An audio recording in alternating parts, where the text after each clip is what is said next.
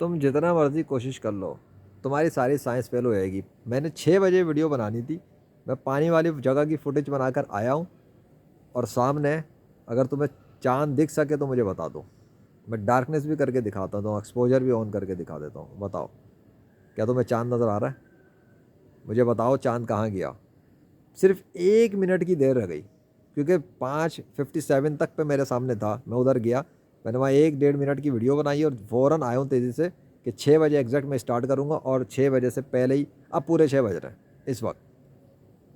چاند کہاں ہے؟ کدھر گیا چاند؟ سوال تو بنتا ہے، 1 منٹ کے اندر چاند کو غائب کر دیا۔ حالانکہ ایسا نہیں ہو سکتا کہ وہ نیچے گیا ہو، یہ ہو ہی نہیں سکتا، اس لیے کہ جتنے وہ اوپر تھا وہ 1 منٹ میں تو نہیں جا سکتا تھا، سامنے اسے رہنا ہی تھا۔ خیر، اب کیونکہ میں نے اسے دیکھا نہیں ہے تو میں یہ نہیں کہہ سکتا کہ وہ نیچے گیا ہے، میں یہ بھی نہیں کہہ سکتا کہ وہ ہوا میں غائب ہوا ہے، دونوں پاسبلٹیز اب یہاں پر ہیں۔ اور پھر یہ سوال اب باقی رہ گیا کہ 6 بجے چاند کہاں گیا، اور 6 بجے سے پہلے چاند کہاں گیا؟ 6 بجے تک کے قریب چاند تھا، لیکن ایگزیکٹ 6 بجے چاند کہاں گیا؟ اور یہ بات بھی کلیئر ہے کہ 6 بجے تک کے قریب چاند ہوا میں تھا، تو سائنس کدھر ہے؟ سائنس کے قوانین کدھر ہیں؟ یہ 6 بجے تک کی پاسبلٹی کیسے؟ چلو فجر کی نماز کے اذان کے وقت میں 1 2 منٹ سے فرق ہو سکتا تھا، 5 منٹ سے فرق ہو جاتا، میکزیمم لے لو تو 10 منٹ سے فرق ہو جاتا نا، کل کے حساب سے بھی دیکھا جائے تو کوئی 5 10 منٹ کا تو فرق ہی نہیں تھا، پورے آدھے گھنٹہ۔ کل تو 5:25 کی بات تھی، تقریباً 5:25، چلو 5:30 بھی کر لو، اس کے اوپر بھی رکھو تو 25 منٹ جاتے ہیں، آدھے گھنٹے کا فرق کوئی معمولی حیثیت تھوڑی رکھتا۔ چاند ہوا میں کیسے تھا؟ روشن کیسے تھا؟ اور آنن فانن غائب ہو گیا، میرا وہاں سے جا کے آنے پہ چلا گیا۔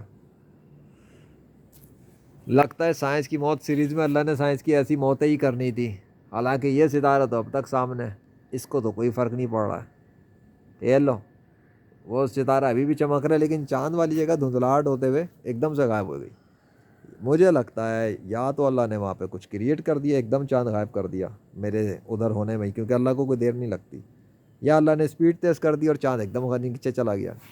کچھ بھی پاسبل ہے، کیونکہ آج چاند کا ظاہر رہنا یہ ثابت کرتا ہے یا تو چاند کی اسپیڈ اللہ نے سلو کر دی تھی، یا چاند کو اللہ نے ہوا میں روک دیا تھا، یا زمین کی گردش کو سلو کیا، یا زمین کو روکا، کچھ تو کیا ہے۔ یہ خود ہو ہی نہیں سکتا، یہ امپاسبل ہے، ود ان اے ڈے یہ ڈفرینس ناممکن ہے کہ چاند اتنی بلندی پر ہو فجر کی اذانوں کے ٹائم پر۔ اللہ اکبر، سائنس کی واقعی میں موت ہوئی ہے، تمہاری سائنس کی تو موت ہو گئی۔ اللہ اکبر۔